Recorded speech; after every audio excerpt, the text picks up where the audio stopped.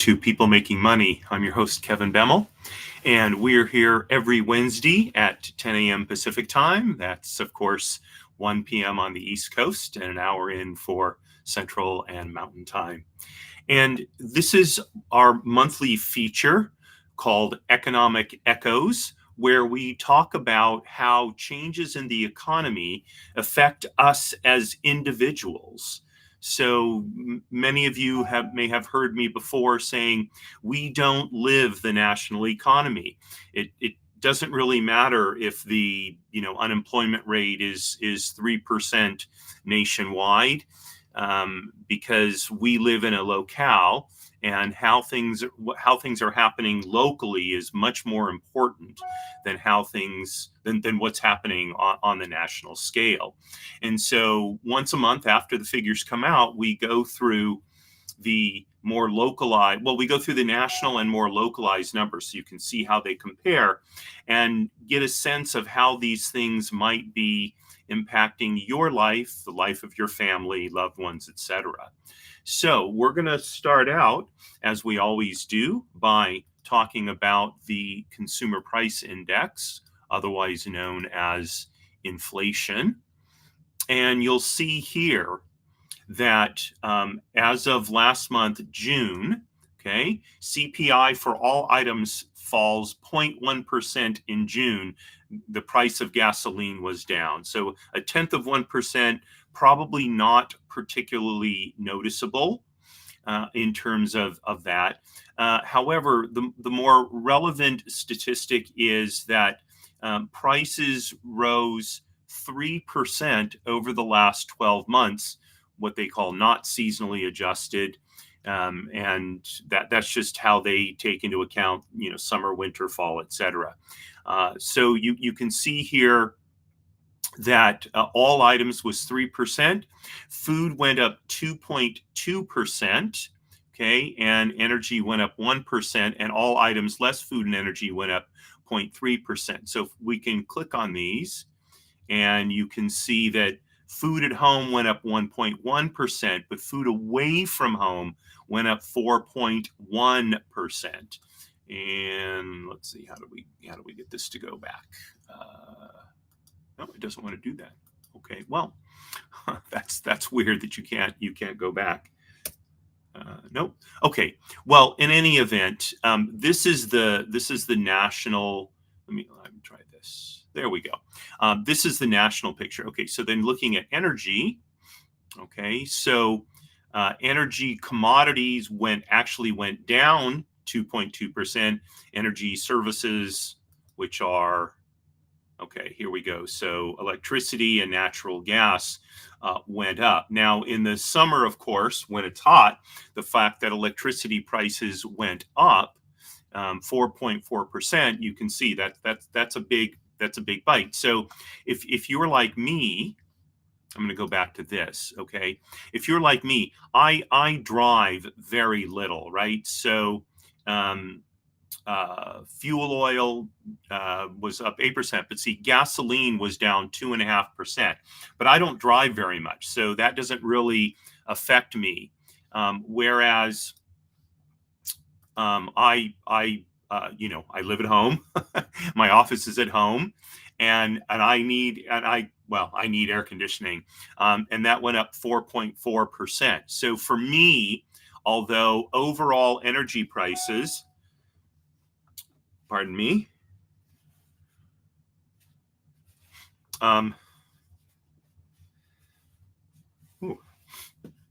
Overall energy prices only went up 1% nationally. Oh gosh.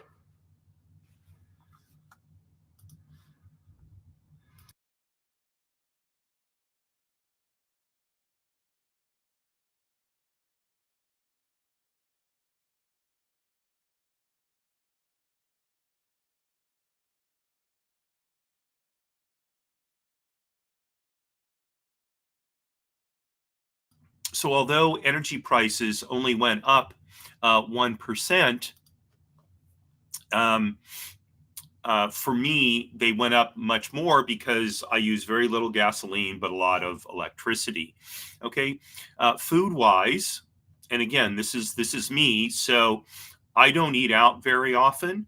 I eat at home a lot. So although food prices overall went up 2.2%, for me, um, my food costs went up only probably about 1.1% because I don't eat out, I don't eat at restaurants very often. So these are the kind of things when we start digging into it, you can see how they're working.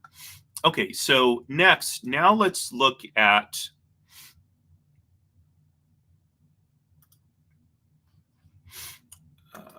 here we go.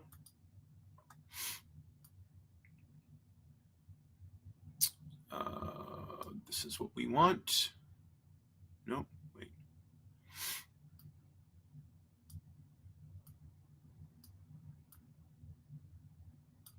Here we go. Okay. So now we're going to look at um, the regional CPI, which is much more relevant to us than the national, because again we live more localized. So you can see they have certain regions here: Southwest, Midwest, Northeast, South Atlantic, Mountain, East, North, Central, New England, etc. So I'm going to look at the Pacific. Oops, there it is. So you can see in the Pacific, okay, we were right at 3%, which is very similar to that for the country overall. Now let's compare that, for example, to the Midwest. So the Midwest actually had lower inflation, 2.5%, than the nation as a whole. Okay, and if we look at the West overall, okay, the West overall had inflation of 2.8%, whereas the Pacific, the inflation was 3%. Okay, let's look at the South. Okay, South was, there we go, South, 2.9%, so pretty much on par.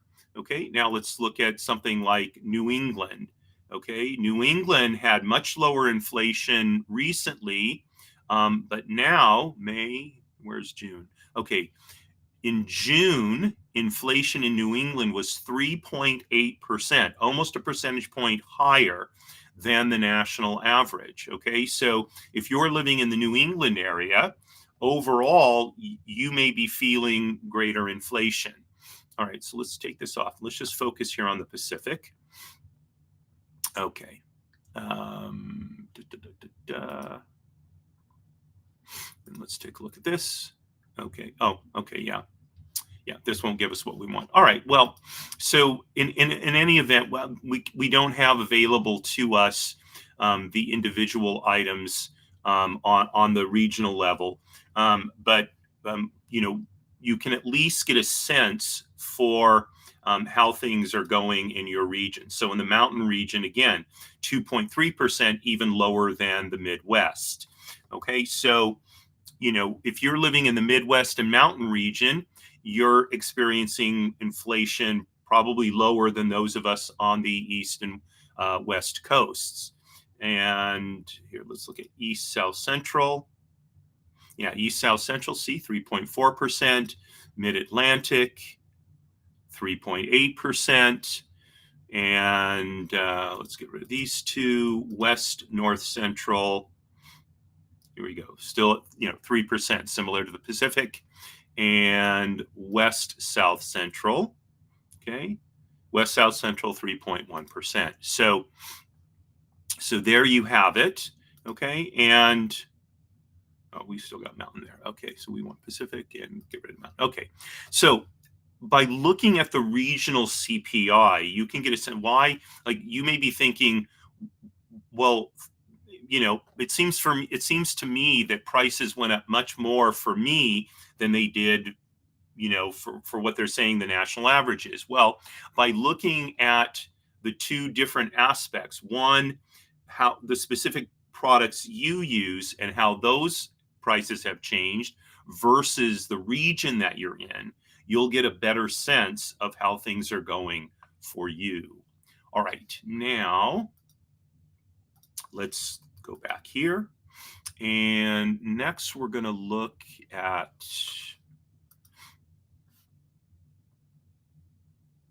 okay, we want to look at unemployment,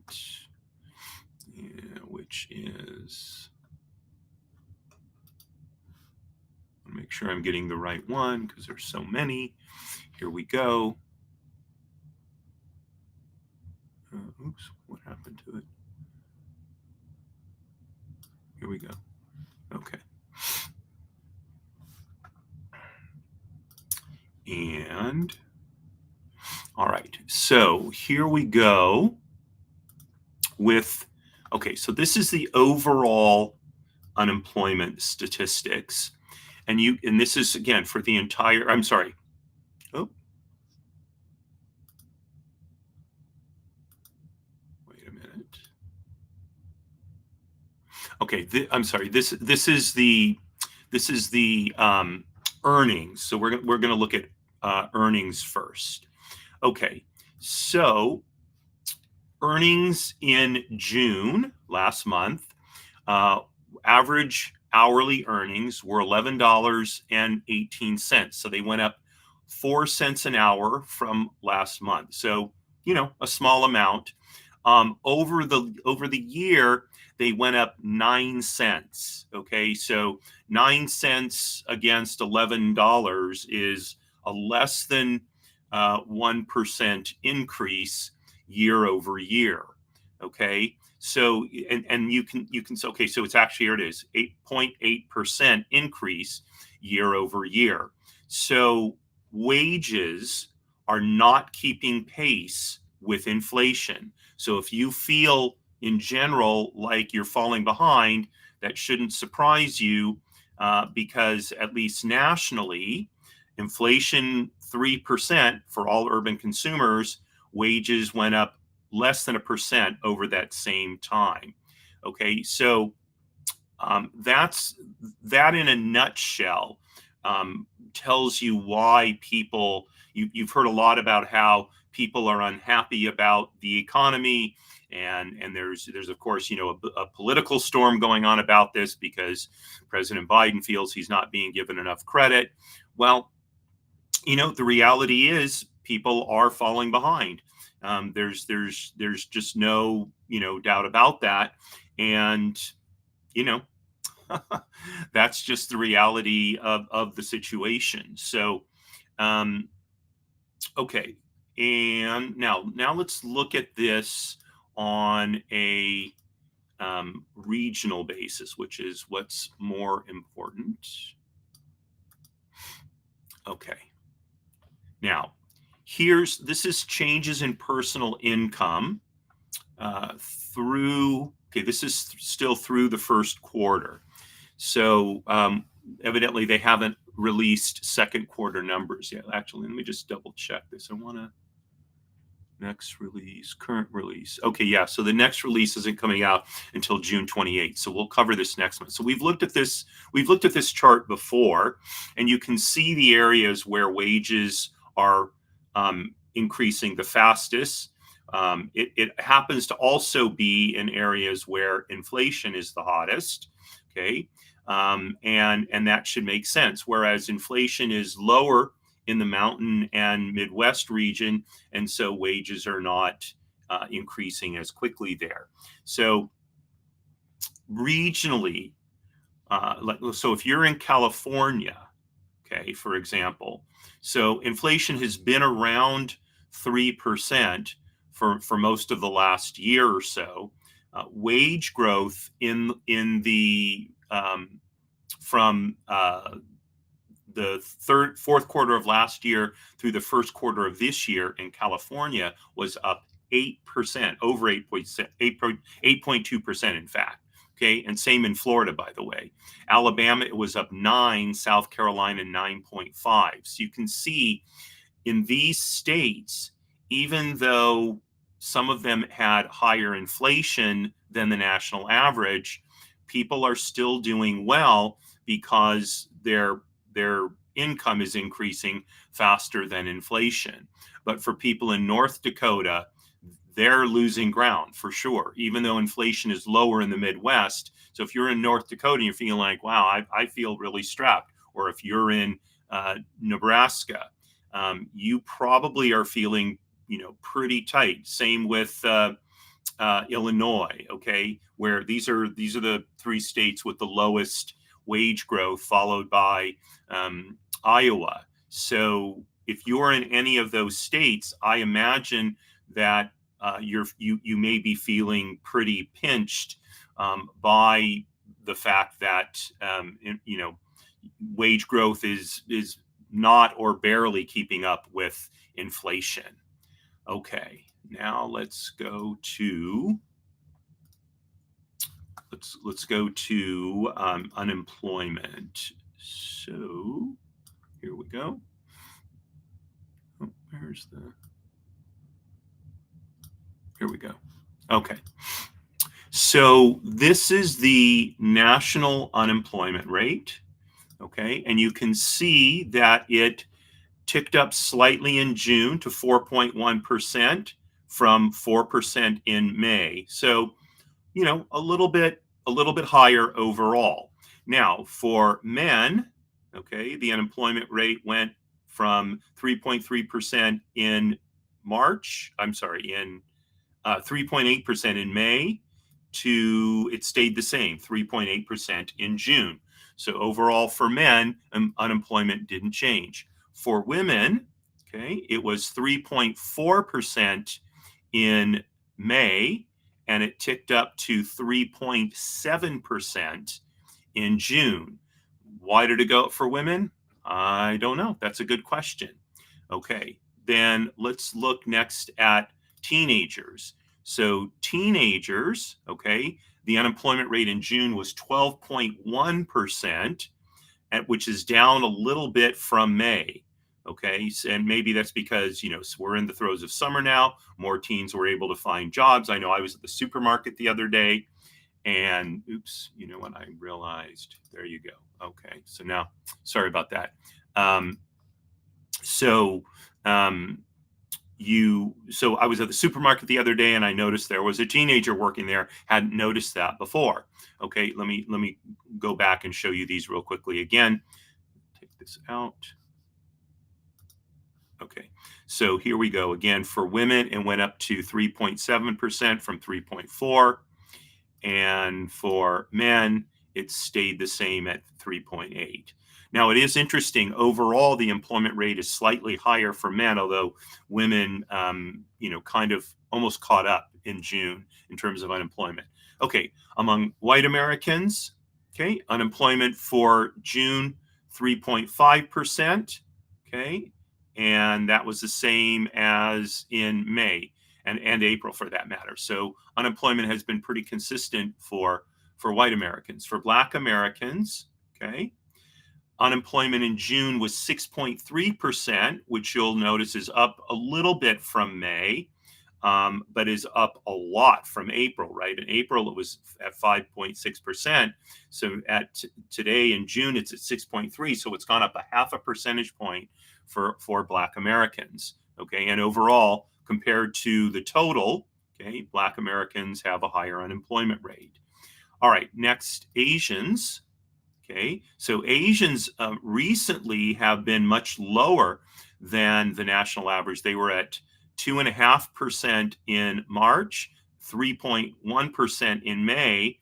In June, they went up to 4.1%. Again, why did Asian unemployment skyrocket? That's a good question. That's something to take a look at. All right, and then finally, Hispanic or Latino is at 12.1%, down slightly from May, which was 12.3%, but still much higher than the national average. Okay, now part of these may have to do with the particular industries that particular ethnic groups are in. So a lot of Hispanics, especially lower income Hispanics, are involved in very seasonal type work. and that's why I think you see such larger fluctuations. Um, with respect to Asians, I don't know this is an interesting thing that it went up so much over the last quarter. It didn't double, but it went up by about 60%. That's pretty interesting. And notice, by the way, that Asians typically have a lower unemployment rate than whites do. Now, all of a sudden, Asians have a higher unemployment rate than whites. So, something is going on there. We'll have to look at that trend again next month and see if we can figure out what's going on there. All right. So next, let's look at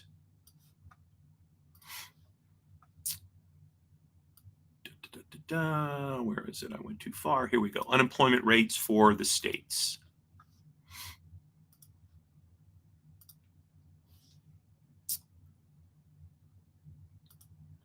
Okay.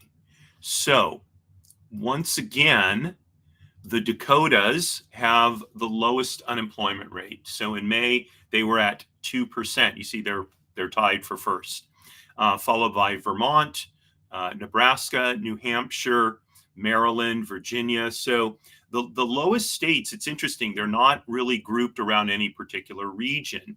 So this is this is due primarily to the focus of industries in each state. So for example, there's a lot of energy production in the Dakotas, and so that's what keeps unemployment low there. Virginia and Maryland, because that's where the federal government is located, unemployment is low there. Why unemployment is low in New England? That's a good question. The type of, well, I think part of that is, yeah, I don't know. If you're in New England, that's something for you to ponder, because I'm at a loss as to think of what industries are going on there that are experiencing such low unemployment. Okay, so then we move through.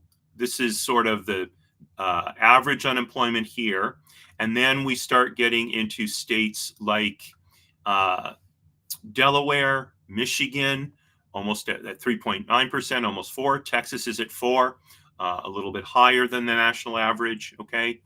And now part of the situation with a state like Texas is it's a large state, and people come there for opportunity. And so it has a more vibrant labor market. Okay. Same is true of New York. You'll notice once again, California and the District of Columbia are vying for the bottom spot. Now you may be saying, well, wait a minute, why does the District of Columbia have one of the highest unemployment rates when the federal government is actually located in the District of Columbia, right? And the reason is because very few government workers actually live in the District of Columbia. Most of them live in Maryland and Virginia. And so the District of Columbia has a very not a very, but it has a population mix of very low income people who tend to struggle with unemployment, and then very high income people, who are connected to the government, although generally speaking, they're elected officials who live in DC, and so they're not generally speaking struggling with employment. Now, you'll also notice, by the way, that generally speaking, states with higher taxation are also experiencing higher unemployment rates. So that would be California, Washington, Illinois, New Jersey, okay, Connecticut, Rhode Island, all of these states. New York is up here. Same with Oregon. All of these states have relatively high unemployment rates. Unemployment rates. Right now, you say, well, West Virginia, I don't think West Virginia is a high tax state. No, it's not. But West Virginia is a it's a coal producing state. I want to say a traditional energy producing state. It's specifically coal. And of course, there's a lot of pressure to decrease coal production for the production of electricity, et cetera. And so that has a depressing effect on employment in a state like West Virginia. So again, as you look at the unemployment rates, depending on which state you're in, that may tell you what your employment prospects are. Now, having said all of that, with the top unemployment rate being 5.3%, overall, this is a fairly tight labor market. Okay. So, we're not approaching anything close to double-digit unemployment, which in a recession would certainly be possible.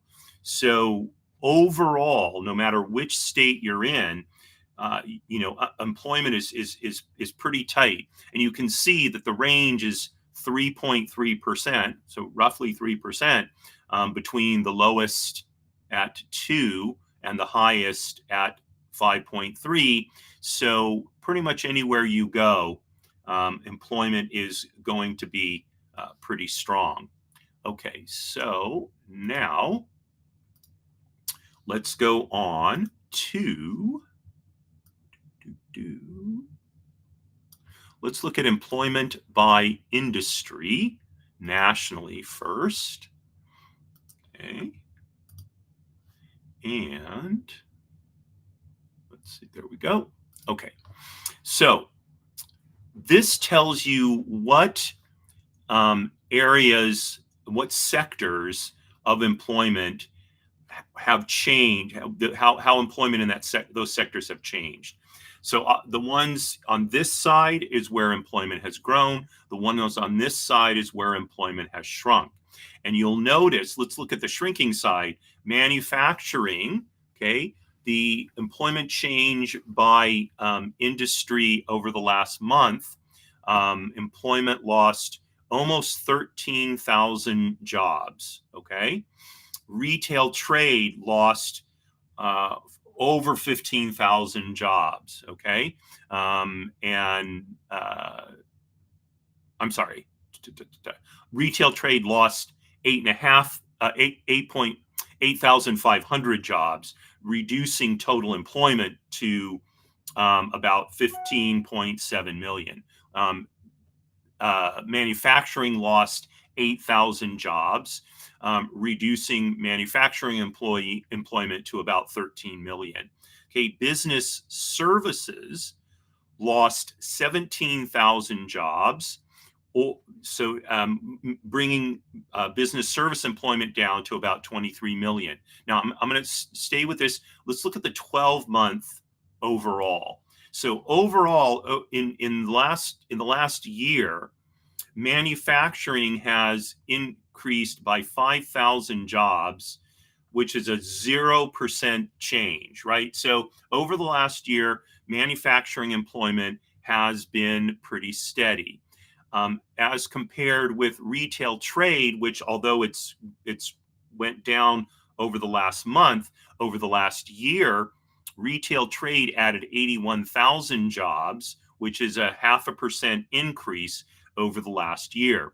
And finally, business and professional services over the last year added 67,000 jobs for a 0.3% change. So not a big change there, but still, net job growth. Okay, so now let's go back to the 1-month picture. Now let's look at the biggest gainers in employment. And the biggest gainer is private education and health services at 82,000 more jobs over the last month. Okay, a 0.3% increase, which for a 1-month change is pretty big. So total employment in private education and health services is over 26 million jobs. Now, one of the reasons why this increased so much is because health services are largely funded by government transfer payments. And so that's why we continue to see robust growth in this sector. The next largest sector is government, where there was 70,000 new jobs created in the last month. Again, a 0.3% increase, 23.4 million jobs in government. Okay. Both of these, and we've seen, and you'll see when we go to the 1 year, the trend has been these typically are the largest gains, and they're being fueled essentially by tax dollars. Okay, next is construction, and construction saw 27,000 new jobs last month, also a 0.3% change. There's about 8.2 million people employed in construction. So construction has stayed robust this past month despite the higher interest rates, and that's a good thing for those sectors. So now let's look at the 12-month. So again, you can see, just like in the 1 month trend, so in private education and healthcare services over the last year, almost 1.1 million jobs were created. That's a 4.2% increase. And then look at government, there were 607,000 jobs created over the last year, a 2.7% increase. In construction, okay, there were 235,000 jobs created over the last year, okay, which is a 2.9% increase. So construction and government are increasing at about the same rate, okay, and then the last large one on an annual basis is leisure and hospitality, 325,000 new jobs over the last year with a 2% increase. All right, let's go back to the 1 month. Now, we can drill down on these by clicking on them, and you can see, notice that private educational services actually shrunk. And that's what I was saying before. Healthcare and social assistance, which are largely government driven, were really where the job growth is coming in this particular sector. Okay, now let's look at government. So the federal government had some job growth, but it's really state and local governments that are seeing a lot of job growth. Okay, but still funded by taxpayers. Okay, and then looking at construction. Okay, notice that construction of buildings has been pretty high. Okay, engineering a little bit less, and then specialty trades has been really big. So this may indicate that remodelings and such are perhaps more robust than the construction of new buildings. All right, and then let's do a drill down on business, professional and business services. So notice that professional, scientific, and technical services actually grew this past month. It's the administrative and support and waste management that caused the decline. Okay, so it's sort of lower wage jobs that were lost. Now, this could be because of adoption of technology, AI, that kind of thing. But that's essentially the gains here. 24,000 and almost 2,000 were more than offset by the drop in administrative and support personnel, and that's why overall this sector lost 17,000 jobs. Okay, now let's look at manufacturing. Okay, so durable goods manufacturing lost 10,000 jobs, even as non-durable goods increased 2,000. So what's happening is the demand for non-durable goods, that would be things like batteries or perhaps clothing. Those kind of things are still expanding a little bit, but non-durable goods, cars, refrigerators, though the manufacture of them was decreasing, and hence employment decreased, and the decrease in durable goods was much higher than the increase in non-durable goods. So again, we had a net job loss. So these are the kinds of things to take a look at, and depending on what industry you're in. Let's look at one more, retail trade. Okay, so we have a mixed picture here. Okay, motor vehicle and parts dealers went down 0.1%. So, not 0.1%, went down by 100 jobs. not that much, essentially even. Building material, garden equipment, and supplies lost 2,400 jobs, about 0.2% of their workforce. Food and beverage retailers, 1,800 jobs lost. I bet a lot of those were in California, where the minimum wage for fast food workers went up, and straining a lot of businesses. Okay. Almost 6,000 jobs were lost in retailing of furniture, home furnishings, electronics, and appliances. Now, that's contrasted with general merchandise retailers, where employment went up by over 5,000 jobs. So, for places like Walmart and such, employment increased. Okay, health and personal care retailers went up about 1,000. Gasoline went up by 500, essentially almost unchanged. But again, clothing went down by almost 2,000. And let's see, what is this? Oh, this is specialty goods, books. Hobbies, books, musical instruments went down by over 3,500, went down 3,600 jobs. So you see a mixed picture, but it does kind of mirror a little bit what we saw in the manufacturing sector, in that things that are more durable, home furnishings went down, specialty goods, musical instruments, and those kind of things went down. Okay, whereas general merchandise, which is more non-durable goods, went up. Okay, so it's good to look at these, and look at, based on what sector you're in. Okay, and so let's look. For me, I'm in business and professional trade, so see, employment in my sector went up. Okay, so that's growing, whereas administrative support went down. And indeed, I was looking to hire a summer intern, but in the end, it fell through. And that's not a job lost. I'm just saying that, when it fell through, when the person I had sought to bring in fell through, I just decided not to bring anyone else in. We're gonna deal with just the people that we have. Okay, so I encourage you to look at this, and look at this particular chart. The link will be the links to all of these charts will be in the show notes, as always, every month, so you can look at this based on your own circumstances. Okay, now let's go back and let's look at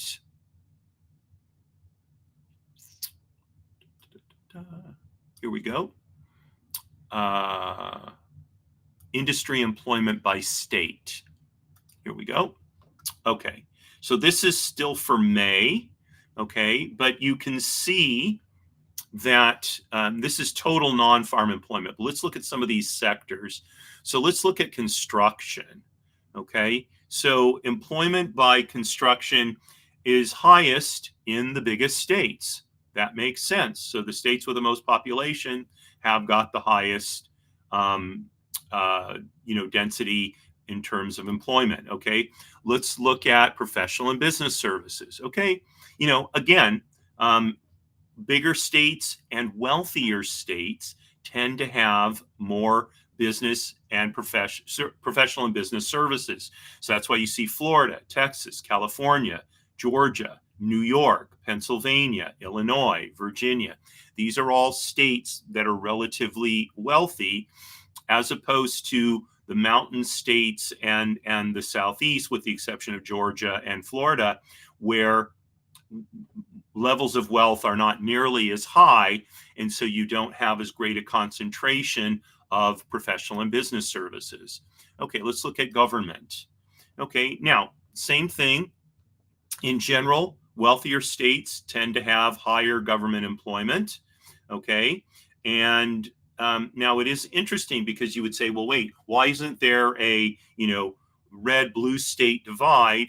And when it comes to government employment, this has as much to do with the size of the population as it does anything else. So you can see populations here in the upper Midwest and upper mountain states are among the lowest.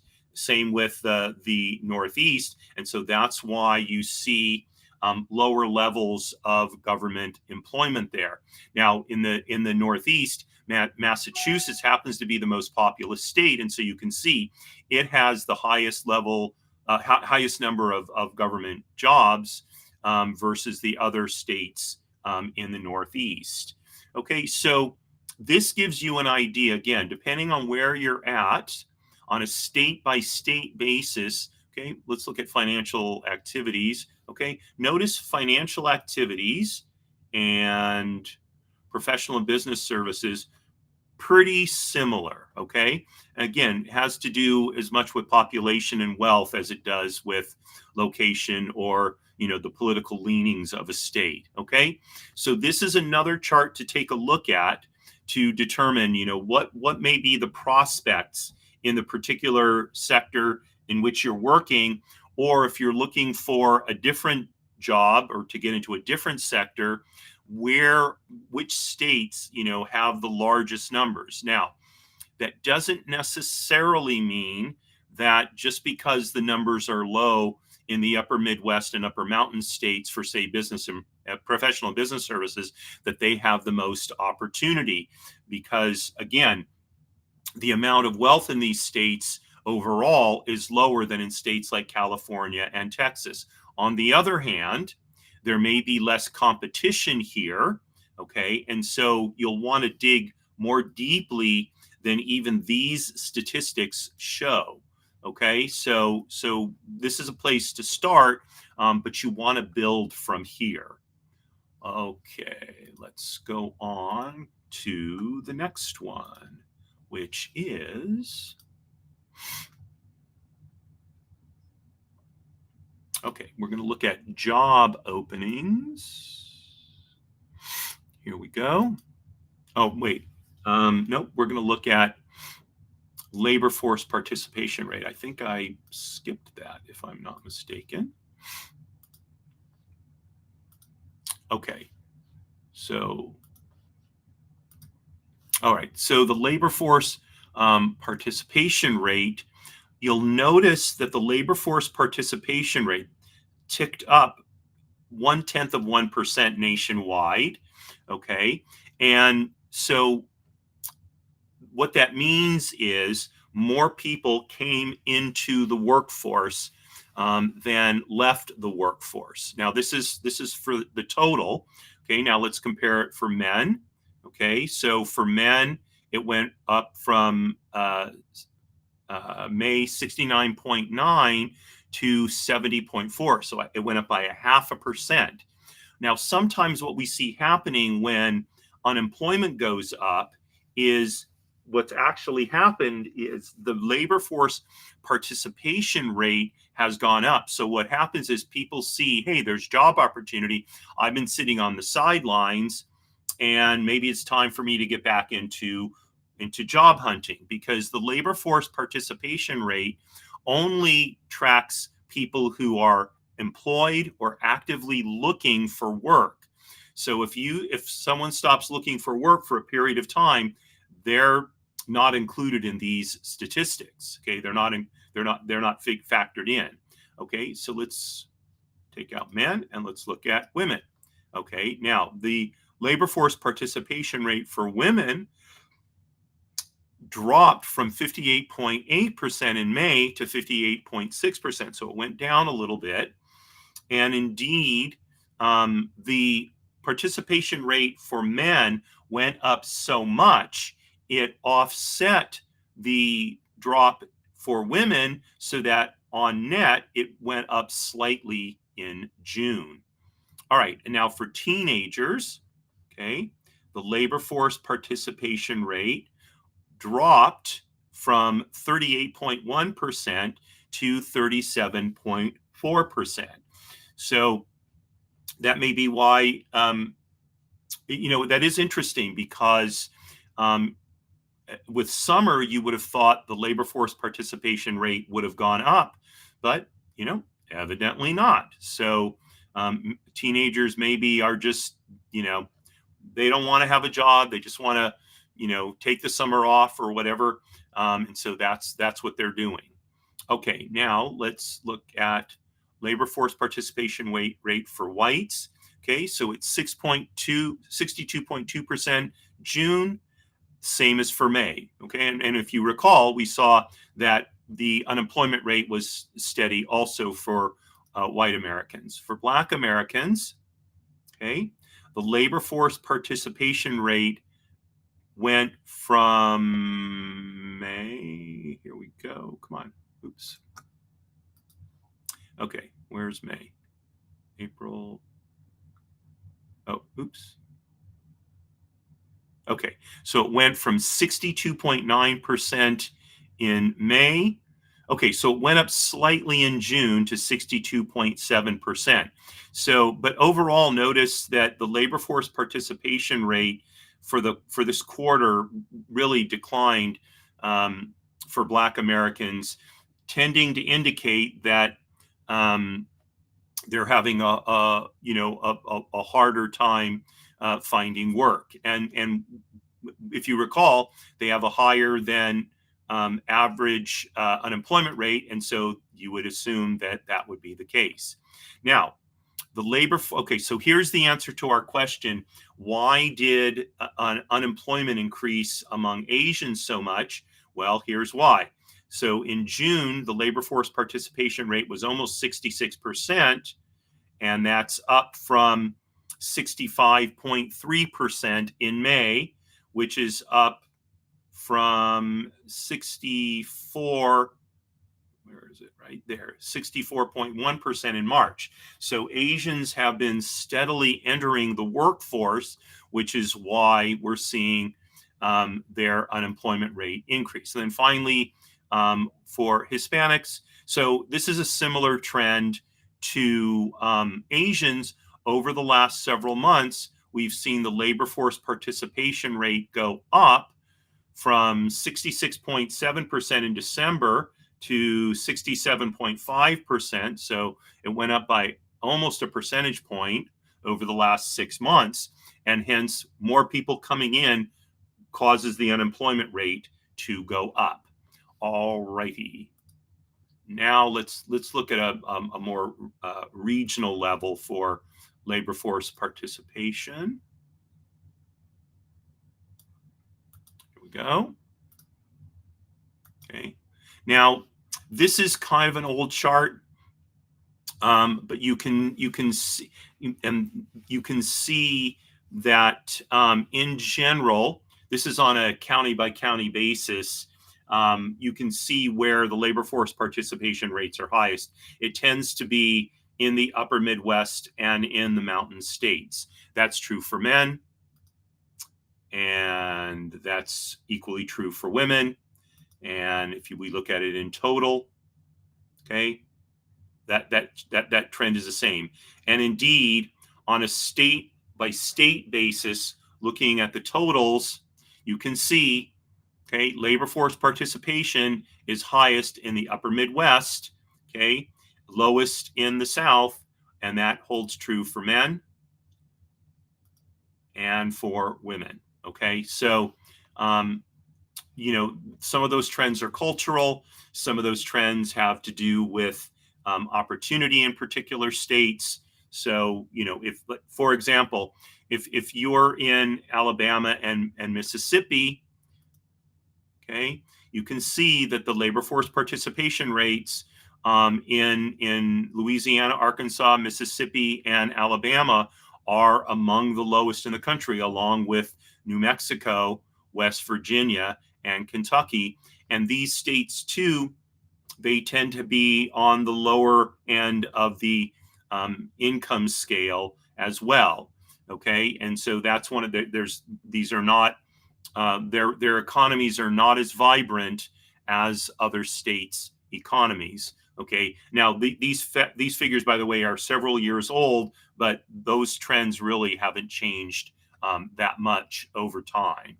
Okay, all right, now let's go to, we have one more set of figures to look at, I believe.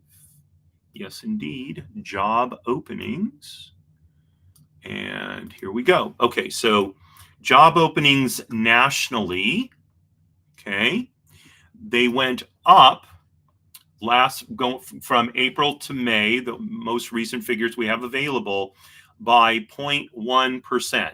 Okay, so not really that big a change. Okay, and you can see that the number that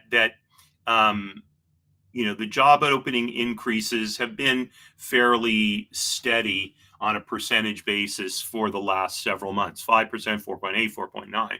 Okay, now let's look at total private sector jobs. Okay, they increased 5.8% in May of last year. This year, they increased by only 5%. Now, let's look at government, where in May of last year, they increased by 4.5%. And in May of this year, 4.4%. So you can see the rate of increase in jobs in government has been steady, whereas in the private sector, it's dropped. Okay, let's also look at healthcare and social social assistance.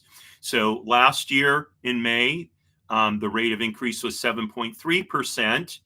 This year in May, it's 6.8%. So again, it went down a little bit, but is still, very robust. And then finally, healthcare, 6.9% a year ago, 6.5% now. And that's why you're seeing the number of positions in these sectors increasing so much. Okay, as opposed to retail trade.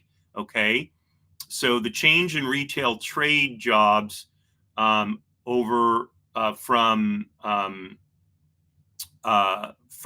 May of last year, they increased by 4.6%, as opposed to May of this year, only 3%. That's been a huge drop. Okay, same with, I'm sorry, nope, I don't want to say that.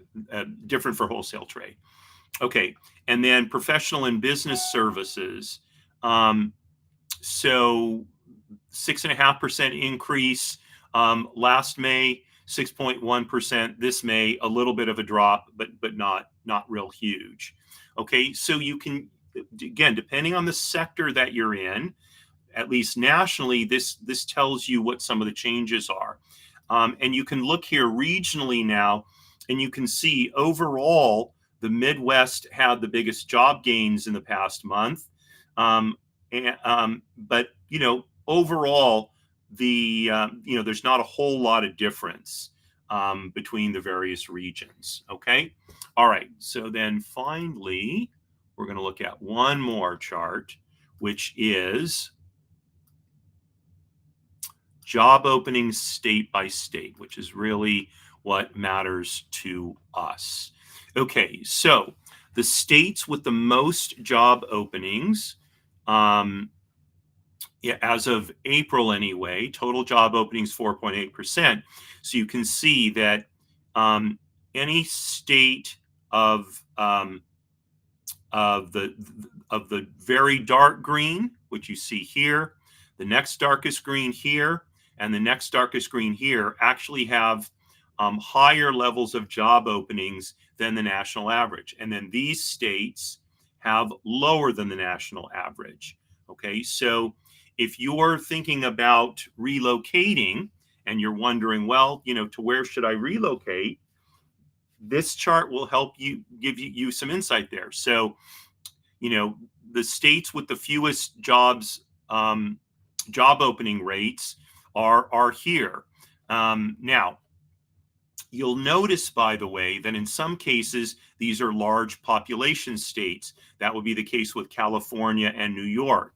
So although they have a low percentage of job openings, still they probably have a lot of jobs because their populations are so large, as opposed to states like Iowa, Nebraska, South Dakota, which have much smaller populations. And so the number of jobs there is going to be smaller. The same is true, by the way, of Indiana. Okay, so looking at the rates for other large states, so Texas and Florida, they have a higher than average job opening rate, although, 5%, Texas is 5.3%, a 0.5% higher, Florida 5%, just slightly higher than national average. So you can see that in larger states with larger populations, okay, they slightly higher rates don't necessarily mean that their economies are bad. It just means there's a lot of opportunity there. Okay. And that is that. So all of these, and I go through these each month because I think it's important for us to be up to date on what's happening, not only in the national economy, but more regionally, as I said at the beginning of the show. And in order for us to be well informed, we need to know these things. So it took me an hour, well, not quite an hour, to go through all of these statistics. But that's because I'm looking at a whole bunch of different aspects to show you the kind of information that's available and to give you a sense of what some of the local trends are.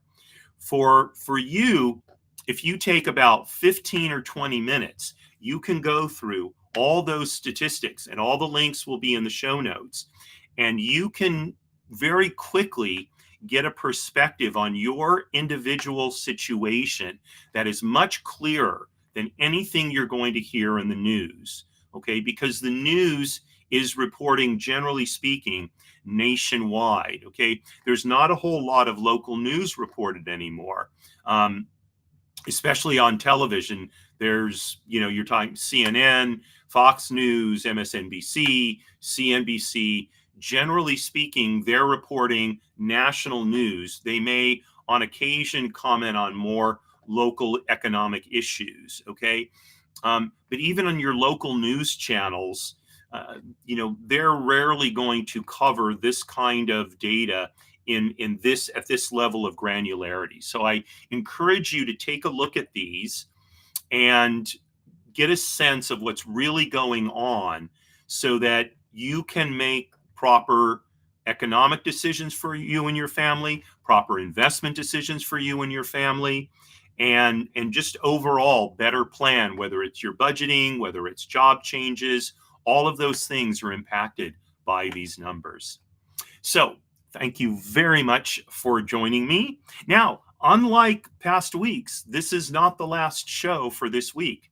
Tomorrow at 5 p.m. is the first episode of Jiggers' Place. This is a new show I'm launching this week, and it's at 5 p.m. Pacific time, so it's in the afternoon. And that's going to be, of course, 8 o'clock on the East Coast. And this is an opportunity for us just to relax, have a cocktail, and talk about something interesting. This is not going to be economics focused. It's not going to be professional focused.